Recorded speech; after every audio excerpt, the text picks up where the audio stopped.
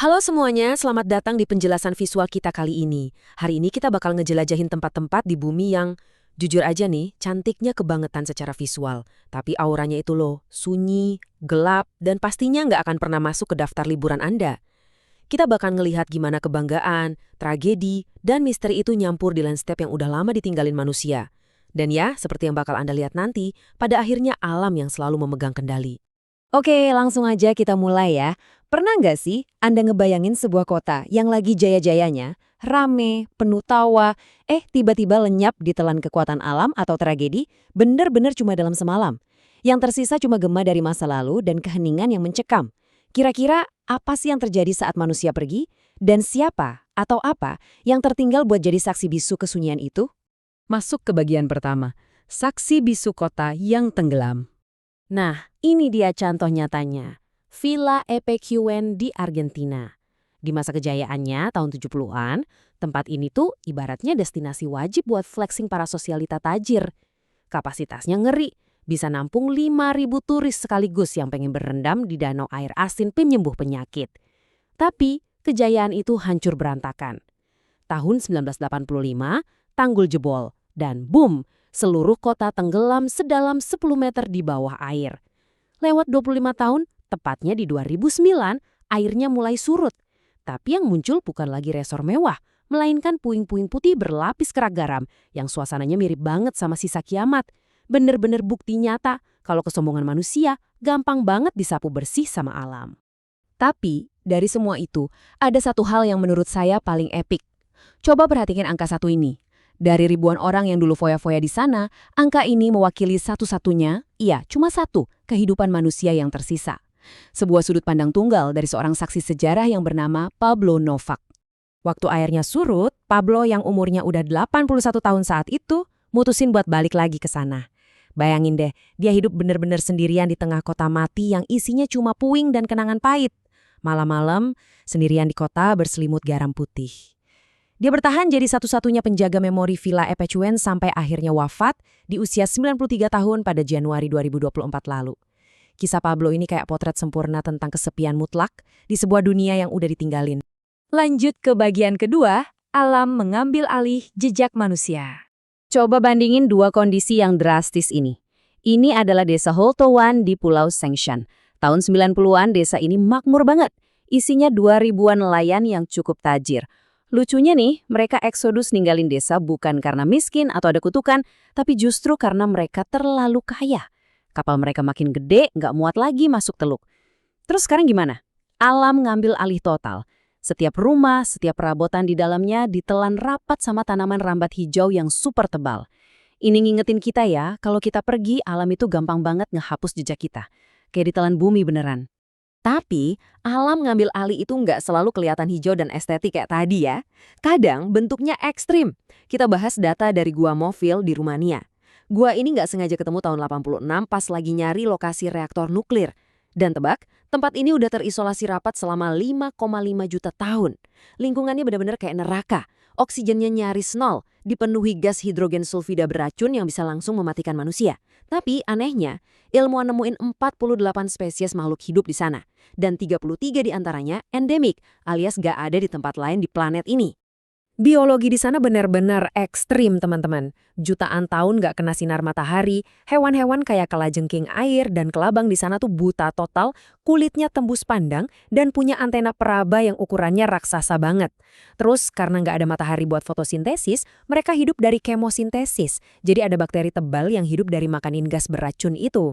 Dan karena mereka kekurung di ekosistem tertutup yang gelap gulita, rantai makanannya jadi brutal banget, bahkan kanibal. Kehidupan itu ternyata selalu nemuin cara buat bertahan, sekalipun bentuknya ngeri dan ada di tempat paling beracun.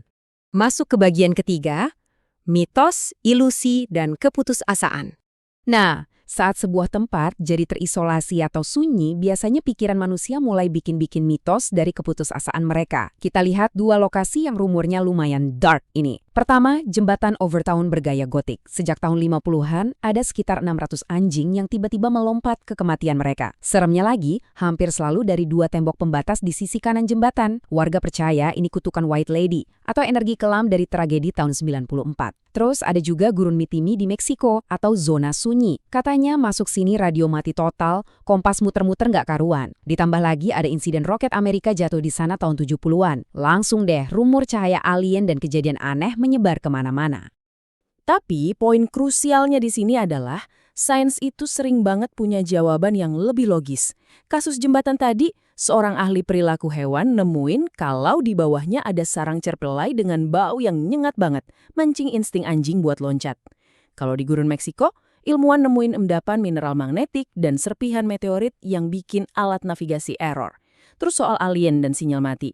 Ternyata itu cuma strategi marketing tingkat tinggi dari warga lokal yang melebih-lebihkan cerita biar gurun mereka didatengin turis. Kocak banget kan aslinya? Kalau tadi mitos, sekarang kita bahas ilusi geografis yang super aneh, Pulau Bermeja. Secara kronologis, pulau ini eksis di peta Spanyol sejak abad ke-16. Pas tahun 90-an, pemerintah Meksiko niat nyari pulau ini demi ngeklaim miliaran barel minyak. Tapi pulaunya hilang. Sempat muncul konspirasi kalau pulaunya dibom sampai tenggelam. Sampai akhirnya di tahun 2009, ekspedisi ultrasound ngebuktiin kalau di kedalaman 1.400 meter itu cuma ada pasir datar. Secara fisika, gunung bawah laut kan nggak mungkin hilang tanpa sisa batu sedikit pun. Fakta aslinya, di zaman dulu pembuat peta sengaja ngegambar pulau fiktif sebagai jebakan hak cipta buat ngecoh benjiplak peta mereka. Plot twist banget! Cuma sayangnya, ilusi ini punya dampak yang lumayan gelap di dunia nyata. Seorang senator Meksiko yang ngotot banget ngebela eksistensi Pulau Bermeja demi hak minyak ini, tiba-tiba tewas tragis ditabrak truk di jalan tol. Bener-bener miris, kebohongan kecil di atas kertas ratusan tahun yang lalu bisa berujung jadi konspirasi panas di zaman modern yang sampai merenggut nyawa demi kekayaan. Dan kita sampai di bagian terakhir, pelajaran dari masa lalu kelam. Bergeser dari ilusi, kita ke sebuah tempat di pegunungan Kaukasus, di mana sejarah kelamnya itu benar-benar nyata. Di Dargavs, atau yang dikenal sebagai kota kematian, ada pemandangan rumah-rumah batu beratap unik yang cantik banget. Tapi jangan salah, ini bukan rumah orang hidup. Di abad ke-14, pas ada wabah mematikan, keluarga yang terinfeksi ngelakuin pengorbanan tertinggi yang bikin merinding. Mereka ngurung diri hidup-hidup di dalam bangunan batu ini, cuma nerima makanan dari lubang kecil, sampai akhirnya semua nyawa mereka habis. Ini murni dilakukan demi mutus rantai penularan ke warga desa yang masih sehat. Bangunan-bangunan ini dirancang super cerdas pada masanya. Atap batu berundaknya itu ngejaga bagian dalam tetap kering. Makanya, mayat-mayat di sana bisa termumifikasi secara alami. Tapi ada satu misteri aneh. Banyak jenazah yang dikuburin di dalam perahu kayu, lengkap sama dayungnya. Padahal desa ini letaknya tinggi di atas gunung dan sama sekali nggak ada sungai besar di dekatnya. Buat apa perahu di atas gunung coba? Nah ini dengan brilian ngejelasin semuanya. Warga zaman dulu percaya kalau jiwa orang yang udah mati itu butuh perahu buat mendayung nyebrangin sungai gaib menuju akhirat. Kepercayaan kuno ini ditambah ribuan kerangka yang ada, akhirnya nyiptain kutukan kelam yang bikin warga lokal sampai detik ini nggak berani mendekat ke area tersebut kalau matahari udah terbenam. Inilah alasan terdalam kenapa kota kematian ini tetap sunyi.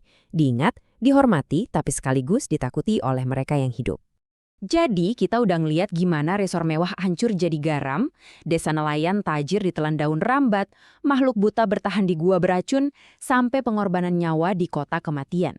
Pertanyaannya sekarang, kalau alam dan waktu aja bisa dengan segampang itu nyapus kota-kota termegah dan rahasia terdalam manusia, kira-kira jejak apa dari peradaban kita yang bakal benar-benar tersisa di esok hari? Apakah cuma mitos, puing-puing, atau alam yang perlahan ngerebut balik tempatnya? Coba direnungkan. Makasih banget udah gabung di penjelasan visual kita kali ini. Teruslah penasaran, dan sampai jumpa di penelusuran berikutnya.